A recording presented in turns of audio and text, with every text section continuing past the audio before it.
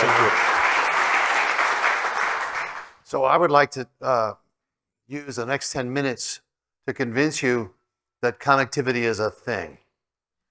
But more than that, connectivity is the thing. More than that, connectivity is an infinitely nuanced thing.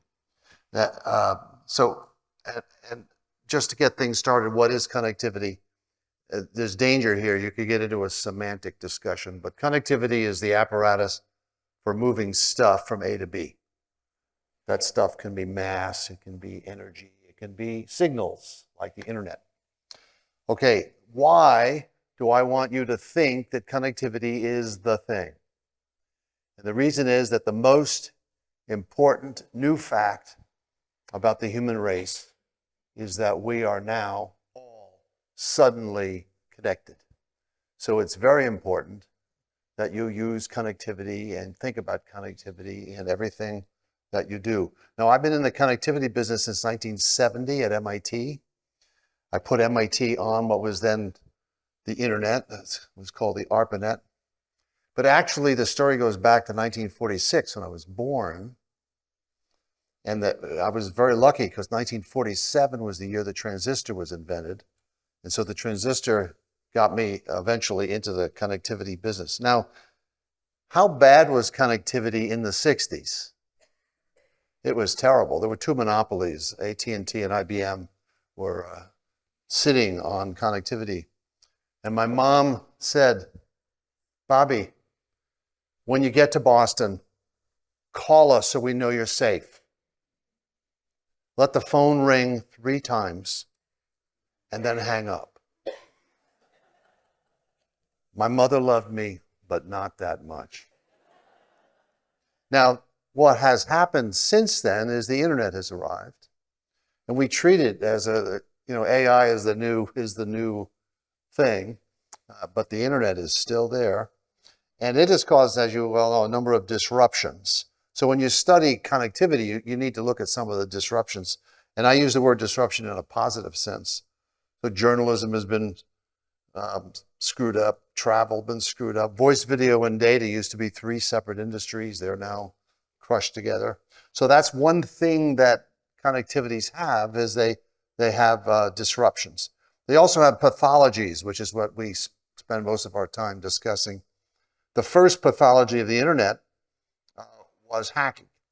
So I wrote a memo in December of 1973 documenting 2 high school students cracked the internet in Christmas of 1973. It's been going on for some time. The next pathology was pornography.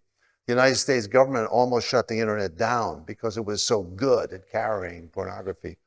And in 1996, they passed the Communications Decency Act. And so there's no more porno on the internet. The next big pathology was advertising. Those of us who built the early internet were outraged that people would sully it with advertising.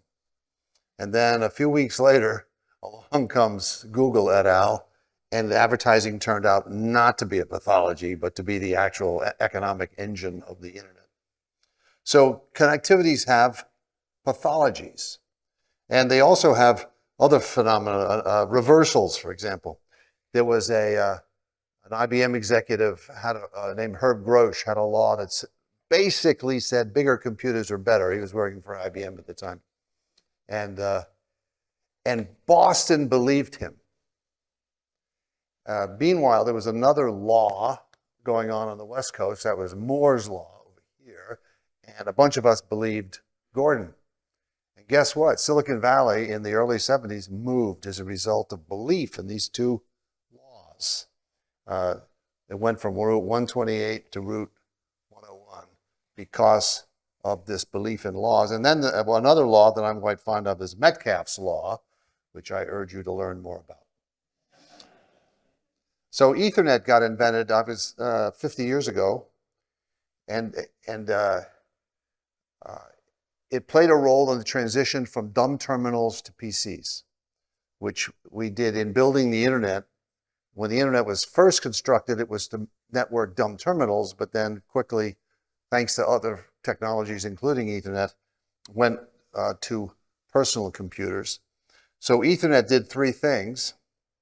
It brought packets to the desktop. So prior to Ethernet, the internet's packets didn't make it to your desktop. They stopped up at the host and became characters for your desktop. The second thing Ethernet did in 1973 was bring bandwidth abundance. The Ethernet was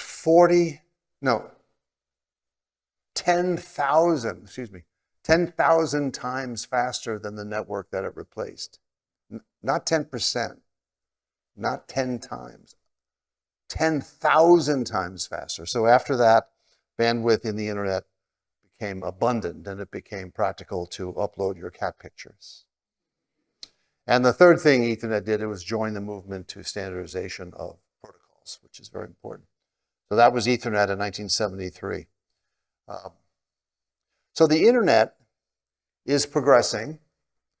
We now enjoy the megabit internet, but we're going now to the gigabit internet. So if these pathologies of connectivity bother you, you know, pathologies like paranoia, loneliness, censorship, fake news, those pathologies, if they're bothering you now, you're about to get another factor of 1,000 of bandwidth. So this challenge of understanding what to do with the bandwidth, with the connectivity, persists. Incidentally, not all of the connectivity is in the internet. There's other kinds of connectivity. In fact, of course, there would be a Chinese saying, if you want to get rich, you build a road. A Chinese wisdom.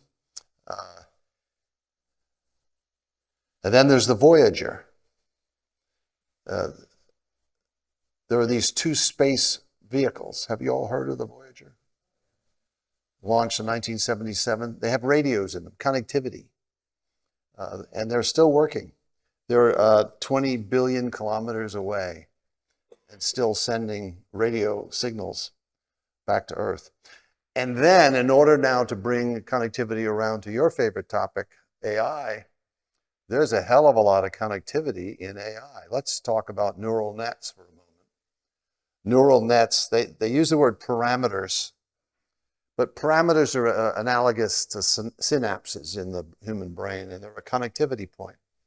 So whereas transistors connect to one or two or three things, neurons connect to, on average, 10,000 things. So the difference between a neuron and a transistor is mostly a connectivity one. I mean, transistors are thousands, if not millions of times, billions of times faster than neurons, and they're smaller and all that, but they can't out-compute because of the connectivity of the neurons.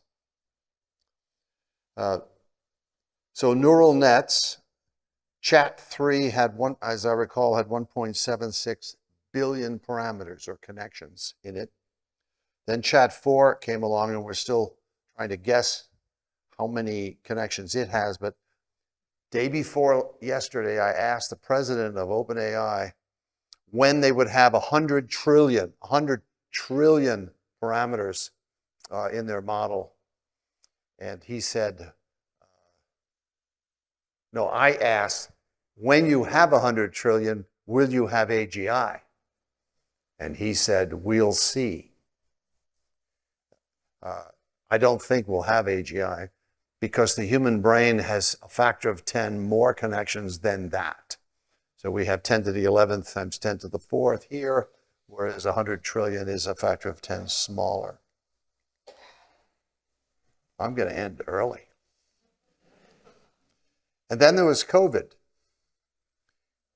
2019 was the year COVID-19 hit. It was also the year, it was also the 50th anniversary of the internet, same year. And I remember all the University of Texas professors who had told me repeatedly for years that they could never teach their course on video. Because you need to hug your students and quick interaction and press the flesh and so on. And then COVID came, and every single course at the University of Texas was taught on video. In fact, many of them still are. In fact, that whole thing is playing out, the extent to which we go. Here we are in person. This is very unusual. The meeting I had with Greg Brockman of OpenAI day before yesterday was on Zoom. It wasn't in person. So that's still playing out. But the idea of collaborating with video got a big boost thanks to COVID. So I'm proposing in my, as I end early now, that we reinterpret the acronym COVID. It means collaborative video.